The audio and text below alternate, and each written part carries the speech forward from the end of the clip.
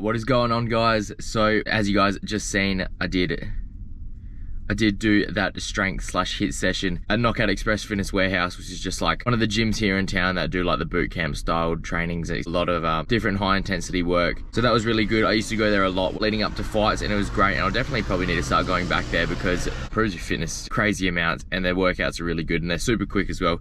So it's good to smash those out in the morning, and it's good to finally have a community around you to do those morning sessions with, because doing it by yourself every day, I mean, you got to do it, but it does get a little bit lonely sometimes. As you guys would have seen, I did ask some of you to give me a few questions for a little bit of a Q&A, which is going to fill up the rest of this video. So I'm going to jump into that Q&A right now. I've just gone for a drive, parked up on the hill that I always run up. As you guys are going to see, there's going to be a few cars driving past. Hopefully that doesn't interrupt the audio too much. I parked up here. It's a lovely day today. Got out of the house, and I'm going to answer a few questions. So I haven't thought about any of these questions, so they're really just going to be off the top of my head. So we'll see what we come up with. But first question comes from Vince MC. He has two questions. The first question is how, why, and when you started boxing. So how I started boxing, it was actually one of my friends came up to me.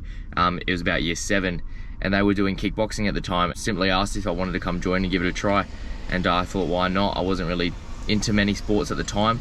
Spiked my interest a little bit, and I came out and tried it out and really never looked back, to be honest. When I first tried any sort of martial arts, it was in year 7. And I started boxing actually when I was 14. So I did kickboxing for 2 years. We ended up transitioning into a new gym where we moved over to kickboxing and boxing. So kickboxing / Muay Thai for 2 years. And when I was 14, I got into the boxing and then had my first boxing fight at the age of 14. He spelled this a little bit wrong, but guessing he's asking me how my first fight went. And my first fight went well. It was actually an exhibition fight, but when you're in the ring, you can really tell who's come out on top or not. And I definitely could tell that I came out on top, and he even admitted it to me and my opponent. Really good fight, very high pace. There's a lot of jumping around. I actually do have some footage of that. If you guys would like to see that, make sure you let me know. It's pretty bad footage, but it was my very first boxing experience, and there's just a lot of jumping around. There's only 1.5-minute rounds, so it was very quick. Definitely improved a lot since then. I was very happy with my first boxing fight. Next question comes from Oscar Michot Duval. Probably absolutely butchered that name. So his first question is, can you talk about light sparring versus hard sparring? In our gym, I'd say we do a bit of a medium pace sort of sparring. I don't really agree with hard sparring. I believe you can get injured very quickly with hard sparring. I reckon it's good every now and then, but more so on the lines of competition sparring. In the gym, I reckon light to moderate sparring is probably the best, because that gives you your chances to work on technique, really drill the basics. It's where you want to learn. You don't want to be coming out of sparring all bruised and battered, especially if someone's got a lot more skill than you and they're absolutely laying it down on you. You're not going to come out with anything from that sparring session except maybe a little bit of less confidence. So light to moderate sparring is probably the way to go for 80 to 85% of your sessions, and make sure you talk it out with your sparring partner and see what they want to do and what you want to do, and just make sure you guys meet in the middle. Make sure you guys are on the same page of what you're going for, and that can make sparring a lot more enjoyable, and also you can learn and benefit a lot more from it. Second question is, what do you do when someone rushes you in boxing? So I've had this happen to me plenty of times before. You're always going to get it. People are going to come out with their foot like flat down on the pedal and try to knock you out in that first round, and usually it's not the case. I recommend to just be patient, make sure you keep your breathing consistent, focus on your defense, and if you think you've got the skills to give it back, just go toe to toe with them. And that's why you got to work on your fitness, because fitness will outlast them. If they don't have that gas tank, then you're just going to pick them apart in the later rounds. But what I would do is just be patient, let them blow themselves out a little bit. As soon as they stop, you make sure you give it straight back. Another question he's got, what type of runs should they do as an amateur boxer? So as an amateur boxer, the rounds are very short. It's usually 3 2-minute rounds or 3 3-minute rounds. So what I would recommend is just lots of sprints, lots of treadmill work, replicating the 3-minute rounds. So I like to do anything over 3 3-minute rounds on the treadmill of just higher pace running. A lot of track work is probably most beneficial. And then your shorter runs, like your 3K to your 5K runs for amateur boxing especially, are probably going to be most beneficial for your cardiovascular system. Next question comes from Finn the Goldfish. How would you recommend one goes up in weight without sacrificing your overall speed and agility?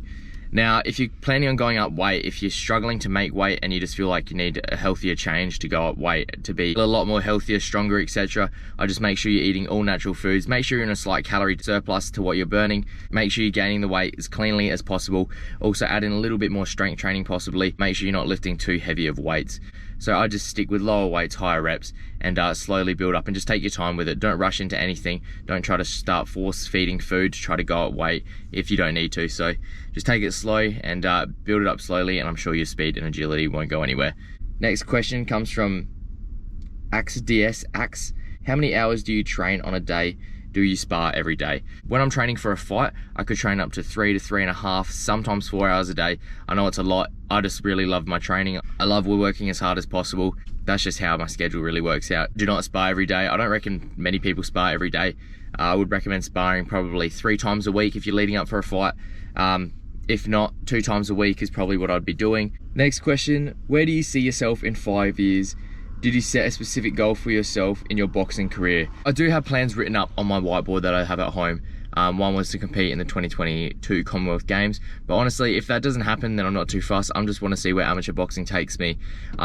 I've always wanted to go into the professional ranks, and obviously win a world title would be your main goal. Be probably at the very top of the list. Where I see myself in 5 years is just still working as hard as ever. I see myself hopefully having my own little brand. I've always wanted to have my own little company, run something like that, just have something that's my own that I can share with the world. Honestly, just being happy. I see myself in 5 years just doing anything that makes me happy, continuing to work hard, and just seeing where life really takes me. Danny B asked, if not boxing, what sports/line of work would you be into? So if I didn't do boxing, to be honest, I would probably take up CrossFit. I love the hard work that you have to put into it. It's a lot like boxing, one-man sport, but it's got so many fun things that you can do, and it's just such a mix of everything. And I've always just loved the thought of CrossFit. That's why I incorporate a lot of it into my training. I just have a really big interest for it. I love following the CrossFit games, etc. So I'd probably do CrossFit if I wasn't doing boxing.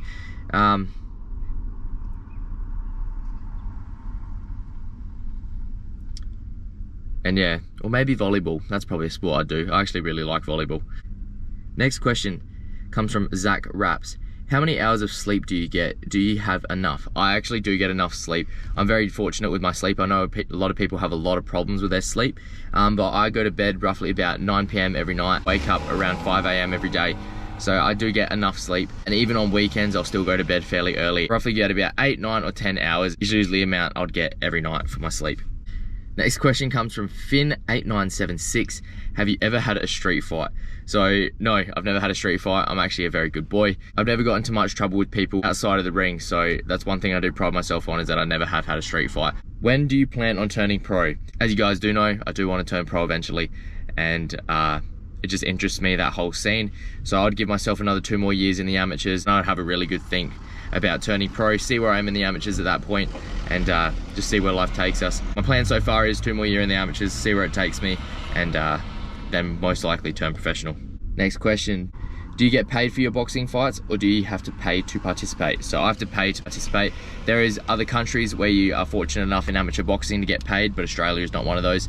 I mean, of course you can get sponsorships, which I don't have any of those at the moment, but that is the only revenue that you'd really get being an amateur boxer in Australia. You don't get paid to compete. You do have to pay a yearly amount to compete in competitions, and also I do pay for pretty much all of my classes. It is definitely a very expensive sport. Buy all my gloves, etc. You got to buy all your gear. Amateur boxing definitely doesn't make you hardly any money. Even in the Olympics, you don't make any money, but you can make a good name for yourself for when you turn professional. Probably you will gain a fair few sponsorships. So that is probably your best bet. But no, we do not make any money in the amateur boxing, in Australia at least. Next question, why do you eat so much? Does boxing require a lot of calories? And it definitely does. If you train as much as I do, you will burn so many calories. That's why I do eat so much. And the weight stays down fairly well. Plus I have a massive appetite. I've got to eat heaps to sustain my appetite. Because yeah, I'm just always hungry, like constantly hungry. If you're incorporating running, strength training and boxing, you're going to burn a lot of calories throughout the day. So you do have to eat to make up for that.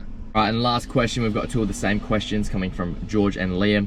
What is your boxing record? So currently I have 20 amateur fights. I've had 16 wins and 4 losses. So that is my record so far. So when I first started, I did have 2 Muay Thai fights, which were 2 split decision losses. But that is my boxing record, and that is all the questions for now. So that is gonna end this video off, guys. I hope you guys did enjoy this little Q&A. Make sure you guys continue to ask me some questions that I can add into some more videos. Let me know if you like the Q&As. I always try to reply to every single comment that I get.